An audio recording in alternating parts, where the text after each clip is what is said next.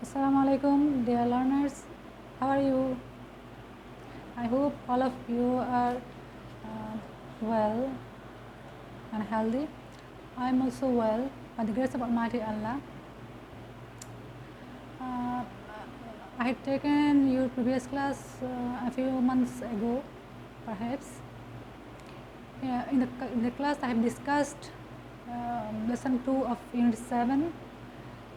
The lesson is entitled Traffic Capital of the World, but I did not take the whole lesson.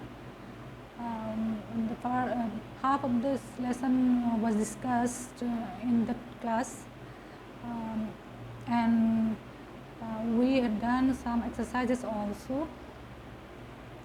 It is a long interval indeed, so I would like to tell the gist of that class or the summary of the first part of that lesson. And so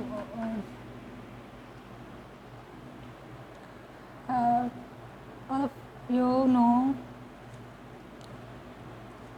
this is the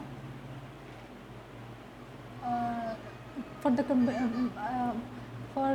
convenience of your understanding, I will tell the summary of the first part of that lesson. It is an article published in a journal that was written by Michael Hobbs, a human rights worker. It is actually his experience in the traffic jam of Dhaka city. We know it is the common scenario of the big cities of our country. It suffers a lot. Indeed, actually, it is the sufferings of the city dwellers in all the big cities.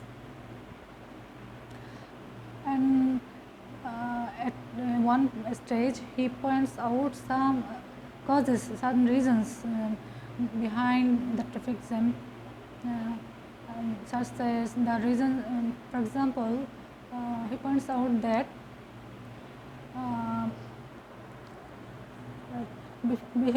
behind traffic jam there are some reasons like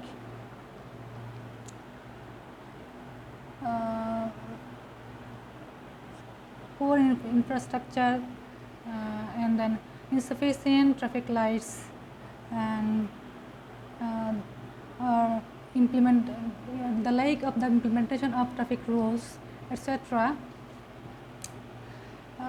Now we will see what is given in the next or the next paragraph. What are given for us. Please all of you open your text and open page 48. Then there are the users of the roads. There are users. Who are users? The pedestrians, the drivers, the passengers, also all of them who walks or who runs in the roads, who stays in the roads. Besides pedestrians, the narrow lanes are shared by bicycles, rickshaws, scooters and motorcycles, CNGs, buses and cars. All these modes take up a different amount of space and have different top speeds. Most people you talk to in Bangladesh blame the traffic jams on the rickshaws. There are too many of them, they say, and they drive so slowly that they trap the cars, buses and CNGs behind them. The government is under pressure to designate some lanes as cars only, to build wider roads and overpasses to take the slow traffic out from in front of the first. And then you see that in the third sentence all these modes, here modes means types of some things, here types of types of vehicles, traffics, that means the all the vehicles are not of the same size and are not of same speed. Okay, for example, rickshaws or they did not take the same space, and rickshaws and cars or trucks are not of the same size, and rickshaw is a and among them rickshaw is of slow speed. Okay, and a bus is a high speed taking vehicle. Okay, when so it is clear that when a slow speed vehicle comes first and a high speed vehicle comes next to it, their wheel and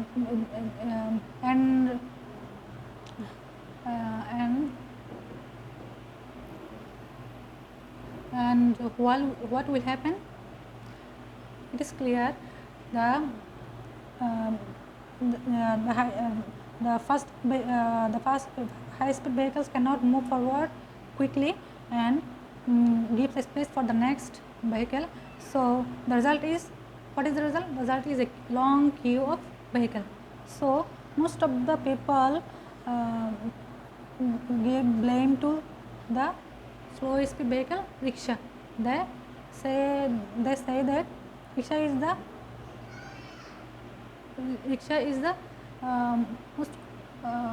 mostly responsible for traffic jam in the high roads. Okay, so the problem pointed here is that we don't have different another thing is that all kinds of vehicles are running in the same lane. Okay, so the problem pointed here is that we don't have different lanes for the different types of different modes of vehicles. If we want to solve this problem, we should give the give different modes of vehicles different lane. Okay, then come to the next para.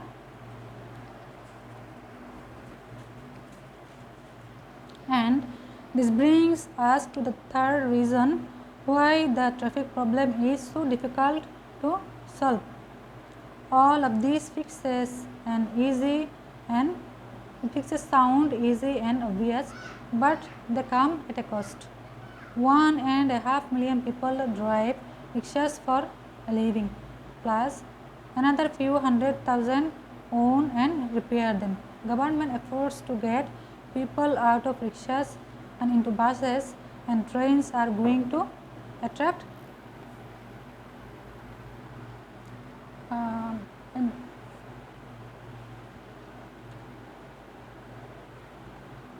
the third reason is, that means it is difficult, the problem is difficult to solve. Why? Because in this industry or in the communication industry, there are many people engaged, many people are engaged to this in many ways. In this many ways, such as some drives traffics and some owns them. Especially the traffic rickshaw pullers will become helpless, and those who are engaged in repairing them or who earn livelihoods by repairing them become helpless, and the owners also will become helpless if the initiative is taken. So it is not easy for the government to take actions against rickshaws or any other, or to take initiatives to take any other kinds of initiatives. And come to the next para. Even increasing bus capacity is more complicated than it sounds. A 2009 World Bank analysis found 60 separate bus companies in Dhaka. Since the bus companies compete with one another, the drivers have every incentive to drive aggressively and take more passengers than the buses can hold. What's more, the public transport is not all that public. Many of the bus companies are owned or linked to political parties or powerful trade unions. Government efforts to unify or regularize the system would amount to hostile takeover of all of these small companies. So, increasing the number of bus in the city is also another problem. Here we can say there are 60 separate bus companies in Dhaka, and more it is the matter of regret that every year more buses are added in the routes, and are also increasing the number of bus companies in the city.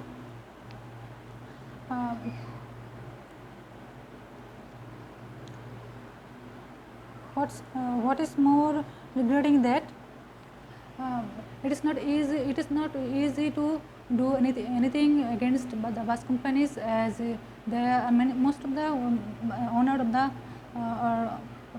the bus companies are linked or engaged in these two political parties or powerful trade unions. So, government or the authorities cannot take drastic actions against them.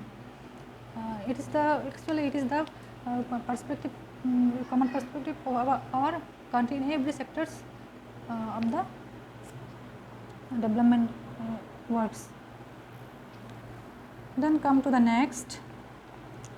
The obvious solution is to separate the rickshaws from the cars from the CNGs, give each of them lanes and lights according to their top speed, and crucially make car drivers pay the cost of taking up more space on the routes.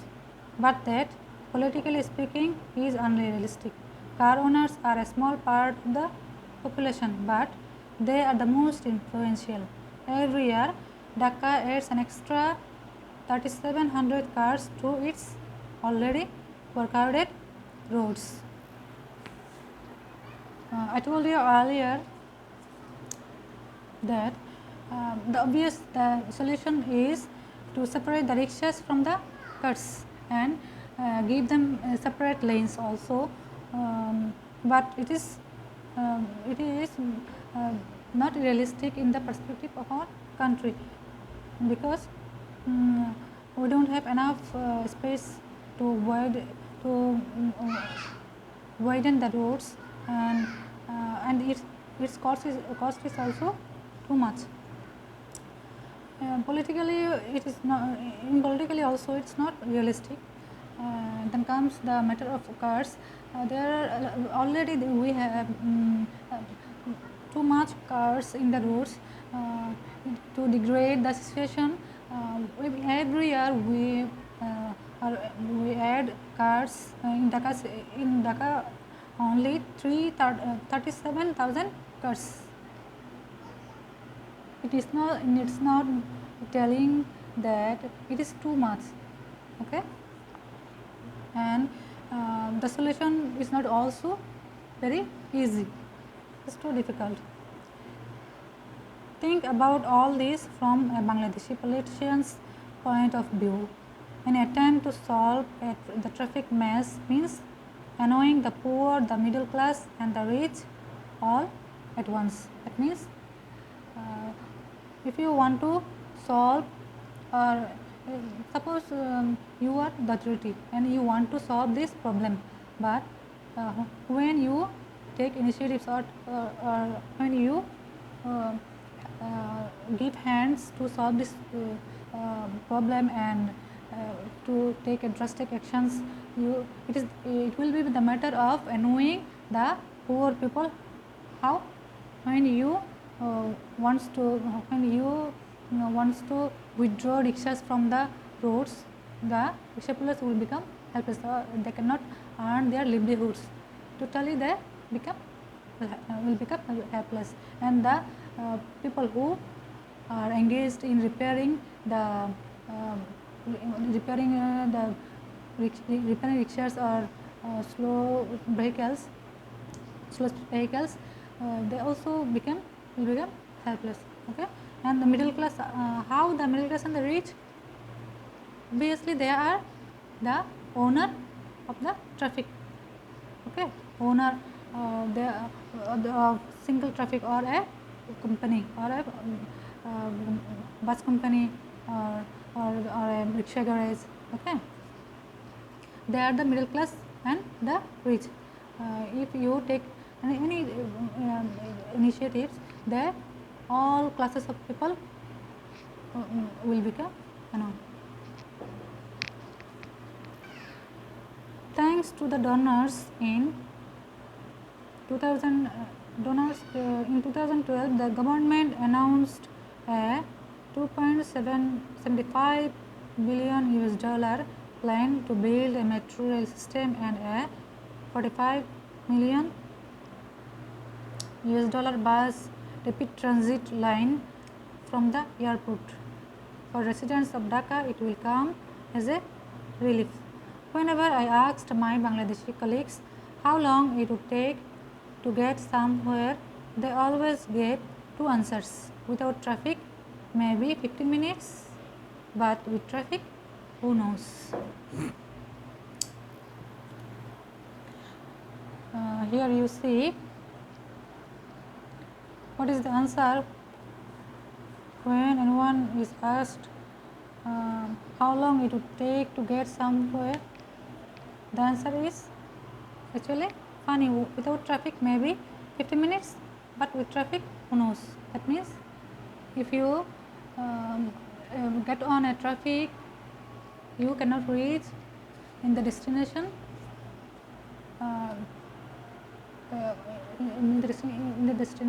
easily, or you actually cannot tell the time when or the duration when we will reach. But without traffic, that means if you don't get on traffic, or if you make the journey on foot, you will easily reach the destination, or reach the place or within 15 minutes. But if you take the traffic, it is sure that you will be stuck in a traffic jam. Today I will not do an exercise, or I will not but I will give you a homework. Please note down the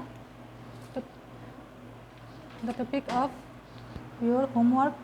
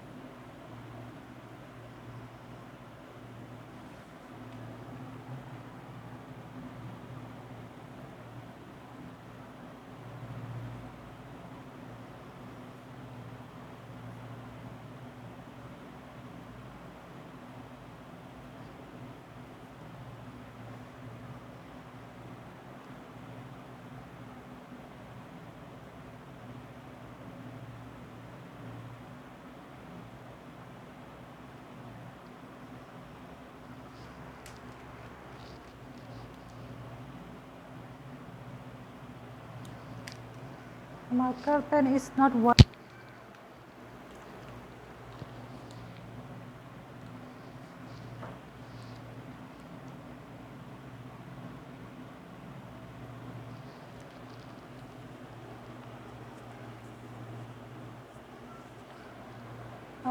I will make you one request. You will not prepare it from any kinds of book or without.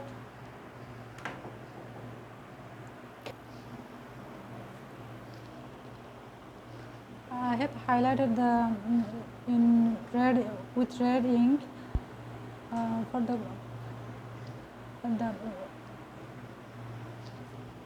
highlighted the title of the paragraph, solving traffic jams. I have a request to you.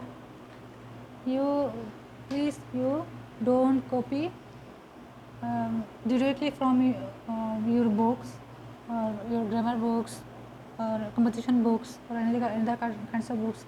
At least at first think over the topic, okay, and read the text repeatedly and point out the reasons behind traffic jams from your text, and try to write try to write these paragraphs from your own, or you yourself try to write some sentences at least, okay, and then you can take help from your other books, okay. These are all for today. Allah Hafiz. Be safe and stay safe and wear mask, and Allah Hafiz.